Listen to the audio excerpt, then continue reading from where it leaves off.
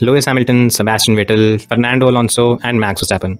Ever since Michael Schumacher effectively first retired in 2006, these four drivers have taken the baton from him as the leading talent on the Formula 1 grid. And all of them have been very successful. Fernando Alonso has 2 world championships, Sebastian Vettel retired with 4 world championships to his name, Lewis Hamilton already has 7. Who knows how he does in the future? Max Verstappen already has 2, and he might add to it as well. In a way, these 4 drivers have set new peaks, and they've been the leading talents on the Formula 1 grid in the last 15 to 16 years. Now, there is, however, an interesting question. In the 15 or 16-year period, these drivers have had their various peaks. Fernando Alonso had it during his time at Ferrari. Lewis has had a few years in Mercedes. Max is currently going through a cycle of improved performances year over year. Vettel had a great run at Red Bull. The question that usually arises is that how good these drivers were at their peaks. Now, I think it's safe to say that Vettel's career is over, so his peak is defined. Similarly for Lewis Hamilton and Fernando Alonso, 2 drivers that are either close to 40 or in their 40s, it's safe to say that they've already crossed their peak. The highest or the best performance level that they were supposed to reach in their career in terms of talent, skill, driving ability, and whatnot. They've probably done that already. Sure, in case of Max Verstappen, he might improve. He's still only 25, but until now, he has put together some very impressive seasons. So in this video, what we are trying to do is take a look at these 4 drivers and compare how impressive the peaks of each of these drivers were, and ultimately use a methodology to evaluate which driver had the better peak. So without further ado, let's get straight to it and let's take a look at who had the best peak in their career. Now, first of all, let's define which season for each driver I would consider as their peak seasons until now. Now, for Lewis Hamilton, to be fair, I was a bit confused. I had a choice between 2018 and 2021. So, like everyone else, I did the poll to the fans, and by an overwhelming majority, we had the 2018 Formula 1 season as his peak season. Then for Sebastian Vettel, it is 2013, without a doubt. He was imperious in that season. For Fernando Alonso, we have the 2012 Formula 1 season, where I think it's safe to say he dragged that Ferrari to unprecedented heights. For Max Verstappen, now again, there was a choice between 2021 and 2022. But in my view, I think what he did in the 2021 Formula 1 season, where he went against a reigning 7-time world champion and performed admirably in conditions that were alien to him. I think for me, the 2021 Formula 1 season stands out. 2022 was still, well, he broke the opposition by mid-season, so it was great, but in terms of pressure and what he had to overcome, I think I'd put 2021 Formula 1 season as Max Verstappen's peak season until now. Now, jumping to the evaluation criteria for each of these drivers. So what we'll do is we'll take a look at each of these seasons, and we'll divide each of these races of their particular seasons into 5 basic categories. First is outstanding drive, where the driver was imperious. He was hard to keep up with, and he just put together a brilliant drive that weekend. Now, the second category is beating the teammate, where a driver did the bare minimum. It was still a good performance, but it wasn't an exceptional one. Then the third category is where he loses to his teammate. In a way, it is a bit of an off weekend, or his teammate was able to perform at a higher level than he did. Then we have the fourth category, where a driver had an off weekend, he made a mistake during the race, or had a poor performance. Finally, the fifth category will be for races where the reliability issues hampered the race. So as you can see, corresponding to each of these categories, I have assigned a weightage. So if a driver has 1 outstanding drive in the entire season, he will get 4 points. If he has 2 outstanding drives, he'll get 8. Similarly, for beating a teammate, he gets 2. Losing to a teammate, he gets a -2. An off weekend or a poor performance, he gets -4. For reliability issues, he gets a +1. Now finally, to calculate how much a driver scores, we'll just add all these points and we'll get a final score. Now I've added an additional factor called the teammate correction factor. Now this factor is added because in many of these cases, what we see is that sometimes either the teammate is not up to par, or in other cases, we have a scenario where the second driver is just there to be a supporting cast. Now this was something that happened at Ferrari often. It happened with Red Bull as well. So the teammate correction factor will be a slight reduction in points for a particular driver where the second teammate is basically a supporting cast and the entire team is working towards the lead driver's benefit. After calculating the total points, we'll multiply it with the teammate correction factor, and then we'll have the final points for a particular peak season. Now looking at the teammate correction factor. Now in case of Lewis, he had Valtteri Bottas as his teammate. Now, more or less, Mercedes did not have a number one, number two driver policy. Sure, there were races where Bottas helped, but it wasn't entirely a scenario where everything was aligned towards Lewis. That was not the case. So yeah, for Lewis, we keep a correction factor of 1. Similarly, in case of Vettel, I think it's hard to deny that both drivers had equal opportunities. Multi 21 showed that Vettel can pull his weight, but it also showed that the team was willing to give both drivers equal opportunities to win. Hence, in case of Vettel, the correction factor remains 1, and hence there will be no deduction in the points that he ultimately scores. Then for Fernando Alonso, well, he had Felipe Massa as his teammate at Ferrari, and I don't think there's much debate around how Felipe Massa was treated at Ferrari. Every resource, every single ounce of performance that was brought to the car was first brought to Fernando Alonso's car. In 2012, Felipe Massa was turned into a test dummy. To be fair, the car was horrible and all the testing was done by the second driver while Alonso tried to maximize the results every race weekend. Also, I think it's hard to forget what happened in Austin that season, where the seal of the gearbox for Felipe Massa was broken and Felipe Massa was given an intentional penalty so that Alonso can be moved forward on the grid. Alonso on his part gets a 0.9 as a correction factor, so whatever will be his total points that he'll score over a season, it will be multiplied by 0.9 to get the final score. Finally, for Max, I think it's safe to say, and everyone agrees to this, that Sergio Perez also played a crucial role in the season. If we look at races like Turkey and Abu Dhabi, it was clear that Sergio Perez, he played a supporting cast admirably, and keeping those things in mind, we've given Max Verstappen a correction factor of 0.95. So now I hope the criteria is clear. Now let's start evaluating the peak seasons of each of these drivers. Let's start with Lewis Hamilton first. Now for Lewis Hamilton, well, we are taking a look at the 2018 Formula 1 season. Now in that season, Lewis, well, at least in my view, I've kept 5 drives as outstanding drives in that particular season. His drive in Spain, where he just dominated the field, it was another level. Then his drive in Germany, I think it's safe to say it was arguably one of the better drives of the entire season that year. Then Hungary, where he made sure that he took advantage of wet weather conditions, qualified on pole, on a track where Ferrari was supposed to be better. Then Italy was another sensational race. Then even Singapore. I think the lap in Singapore, both from him and I think Max Verstappen as well, was arguably the lap of the weekend in qualifying. So yeah, these 5 races are what I've kept as the outstanding drives. Then the drives where he beat his teammate but was probably not as good as the others, they included the races in Austria, Monaco, France, British Grand Prix, Belgium, Japan, Austin, Mexico, Brazil and Abu Dhabi. In all, there are 10 races in this category where he beat his teammate, and he gets 20 points for that. Now in the third category where he lost to his teammate, there were 5 races where this happened. At Bahrain, at China, in Baku, if you guys remember, yeah, Lewis won the race, but it happened because I think it was only last 2-3 laps left where Bottas had a puncture and lost a certain race win. Then in Canada, he was outperformed by Bottas. In Russia as well, Bottas gave up his win to help Lewis's campaign. In all, there were 5 races where this happened, so a total of minus 10 points was awarded in this particular category. Now, looking at the races where Lewis either made a mistake or had an off weekend, ultimately it came down to Austria. After the first pit stop where Verstappen took the lead, it did appear that Lewis, he was rattled to an extent and he wasn't able to perform to the level where he should have. And yeah, that was the only race where I feel he was probably not on the mark. So yeah, one race where he gets a -4. Now other than this, there weren't any reliability issues, there weren't any races where he was affected by an accident. So yeah, nothing in that category. Now if we add all the points, we have Lewis Hamilton scoring 26 points overall.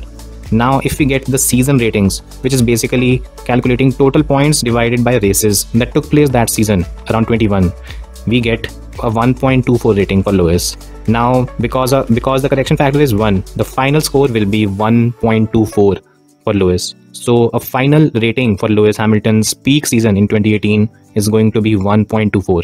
Next, we take a look at how Sebastian Vettel did in the 2013 Formula 1 season. Now in case of Vettel, when it comes to outstanding drives, there were 5 races where Vettel was just sensational. These races were the ones in Malaysia. I mean, yeah, multi 21 or whatnot. He was in a league of his own, and whether it is right or wrong, I don't think it would have mattered. He should, and he would have won the race anyways. Again, the race in Bahrain, it was a race where at that point in time, tire wear was going to be a major issue, but he was able to get over it and make that win happen.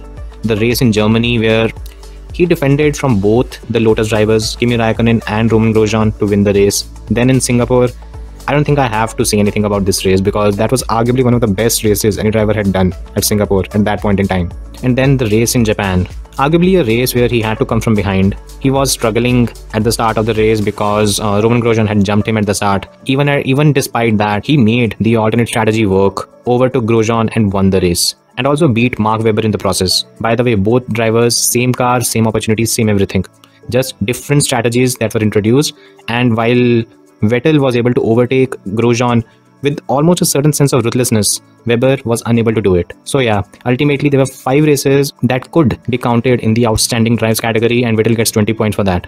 Then we take a look at the races where Vettel beat his teammate. Now it happened in Australia, China, Spain, Monaco, Canada, Hungary, Spa, Italy, Korea, India, Abu Dhabi, US Grand Prix, Brazilian Grand Prix. It happened in a lot of races. Now there might be a few that might ask why a lot of these races, which would belong in the 9-race win streak for Vettel, why they are not put in the outstanding drives category.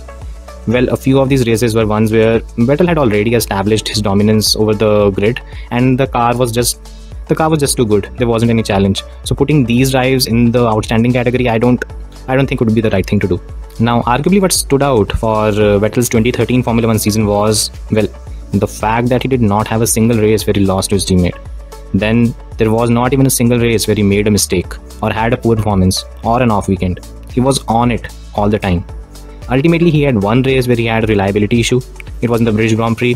The total points that Vettel scores for the 2013 Formula 1 season is 47 points. Now, if we take a look at the season rating, he gets a 2.47. Using the correction factor of 1, the final score for Sebastian Vettel comes out to be 2.47. So, all in all, Vettel's peak Formula 1 season gives him a rating of 2.47. Now, let's move to Fernando Alonso. Now, talking about Fernando Alonso, well, he didn't win the championship in 2012, but it's hard to say that was not peak Alonso. That was stunning to watch, to be honest. Now let's see how he measures up in the criteria. Now, first of all, when we look at the outstanding drives, there are 6 of them. The first was in Australia. I think it was bloody good what he did in that race. Then Malaysia, out of the blue he won the race. Then Valencia, the European Grand Prix, another stunning race. The German Grand Prix where he defended from Vettel and Button throughout the race. Then the race in India where he battled both the McLarens of Button and Hamilton and ultimately got ahead of them. Then even the United States Grand Prix where it was very hard for him, but he at least made sure that he stood on the podium in that particular race. Ultimately, there were 6 races that I counted as outstanding drive in that particular season, and for that he gets 24 points in this particular category. Now, the number of races where he beat his teammate, there were 12 of them. He beat him in China, Bahrain, Spain, Monaco, Canada, British Grand Prix, Hungary, Italy, Singapore, Abu Dhabi and Brazil. In all of these races, he was arguably better than his teammate Felipe Massa, and he gets 24 points for this one. When it comes to losing to his teammate, well, if memory serves and if we take a look at the records, Alonso did finish ahead of Felipe Massa in Korea, but it's safe to say that Massa was the better driver that day. He was specifically told not to overtake Alonso. He clearly had the advantage over the Spaniard, and he could have overtook Alonso. Maybe not, but at least in my view, that is one race I hold against him. So -2 for this one. Then we talk about the reliability issues. There was one in Belgium and one in Japan. Belgium, I think everyone knows the first race DNF where Roman Grosjean, he wreaked havoc, and I think he's wiped out almost half the field with that particular move. Then in Japan, it was Alonso colliding with Raikkonen. I think it was Raikkonen's front wing on Alonso's rear tire that led to a puncture and a DNF. Overall, based on the criteria, Alonso has 48 points for the 2012 season. If we take a look at the season rating, he will get 2.4 because there were 20 races that season. Now, when we use the correction factor of 0.9, Alonso's final score becomes 2.16 for the 2012 Formula 1 season. Now, after Alonso, let's take a look at what we have for Max Verstappen. Now for Max. Stunningly, there were 9 drives that were placed in the outstanding drives category. First, the race in Imola between him and Lewis Hamilton. That was almost a race-long battle, and ultimately it was Lewis making a mistake and then Verstappen winning the race. Monaco was stunning. French Grand Prix saw him overtake Lewis Hamilton and execute a very aggressive strategy. The 2 races in Austria, in my view, they were brilliant, to be honest. Those were the races that ultimately helped him gain an early season advantage over Lewis, because every race was important. Now, Belgian GP is something contentious in the eyes of some. At least in my view, it isn't. Primarily because I think that lap in wet weather, where Max Verstappen basically stole pole position from Lewis and even George Russell to an extent. It was stunning. Throughout that session, Verstappen had been chasing the perfect lines, perfect setup, and he was unable to do it only until the last lap. It was only on the last lap of the qualifying session that Verstappen beat Lewis, and he beat him comfortably. Then the Dutch Grand Prix, first home race in a tight championship battle, and being in consistent pressure of performing, then having the entire crowd cheering for him. That was one race that actually stood out for me. Then the race in Austin, arguably a race where I don't think Red Bull was expected to win, but it was able to do that. Then in Mexico, the stunning double overtake on the very first lap. It was brilliant to watch. So yeah, it's quite stunning to see that Verstappen had actually 9 races where he was just outstanding to watch. And ultimately in this category, he gets 36 points. Now, there were 9 races where he beat his teammate. He did that at Bahrain, Portugal, Spain, Russia, Turkey, Sao Paulo, Qatar, Saudi Arabia and Abu Dhabi. In this category, he gets 18 points. Then we talk about the mistakes. In my view, no, I don't think many will agree or disagree with this, but at least in my view, I think Italy was his mistake. He probably was overzealous at that point in time, and that's why a -4 in this particular category. Then reliability issues. I think it's safe to say that the race in Baku, the British Grand Prix and Hungary, all of these races could have seen him score a lot more points, but it was the reliability issues or the accidents that cost him a lot. Overall, for the 2021 season, Verstappen has 53 points to his name. If we take a look at the season rating by dividing the number of races, it comes to 2.41. If we use the correction factor of 0.95 for Verstappen, we get a final score of 2.29. So finally, for Verstappen in the 2021 Formula 1 season, he gets a score of 2.29. Now, after we've looked at all the 4 drivers, let's compare how their ratings match up against each other. With 2.47 points, we have Max Verstappen at number 2 with 2.29 points. Then we have Fernando Alonso at 3rd with 2.16. Then Lewis Hamilton at 4th with 1.24 points. Now, a bit of a disclaimer. Now, this is a methodology that I've used. There could be others that might be probably more accurate. There could be some areas where this is probably lagging or it has some issues that needs to be fixed. Overall though, this is something that I found which was a best fit. You guys might disagree. Of course, there is also a level of subjectiveness as well, where I've allotted races to a particular category or not. At the end of the day, what this does is that it gives an idea of how well or how good a particular driver's peak season was. Of course, some things might vary, but at the end of the day, it's nice to see how impressive these 4 talents were. So coming back to the final standings, we have Sebastian Vettel with arguably the best peak in Formula 1 out of these 4. Then we have Max Verstappen's 2021 Formula 1 season. Then Fernando Alonso's 2012, then Lewis Hamilton's 2018 Formula 1 season. So these were my views and my analysis. Do let me know what you guys think. Thanks for watching and see you next time.